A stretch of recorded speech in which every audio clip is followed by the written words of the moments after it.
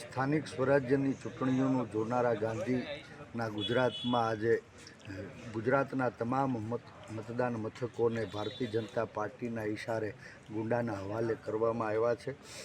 આ લોકશાહી લજવાઈ રહી હોય એવી સ્થિતિમાંથી દેશના સંવિધાનને બચાવવા સૌ મતદારો સાગમટે મતદાન કરશે એવો મને વિશ્વાસ છે।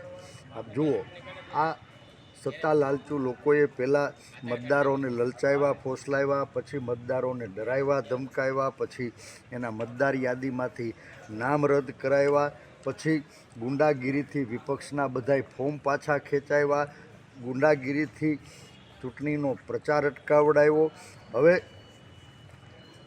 મતગણતરીમાં પણ ગુંડાઓને બેહાડી અને ગડબડી કરવાની શક્યતાઓ છે।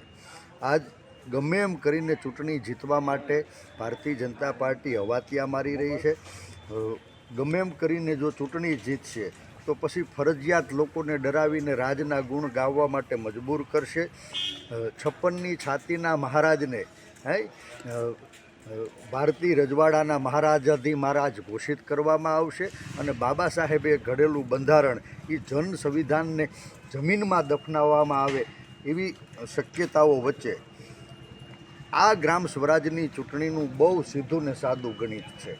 એની ફોર્મ્યુલા છે A+B=C। A ફોર આપ હોય કે B ફોર બાપ। આ વખત બંનેને ભારે પડશે જનજનનો કોપ। માટે હું આખાય ગુજરાતને વિનંતી કરું છું કે સૌ મતદાન મથકે જલ્દીથી જાઓ, આપણી લોકશાહીને બચાવો। આપ સૌ અવશ્ય મતદાન કરો એવી મારી હૃદયથી વિનંતી છે।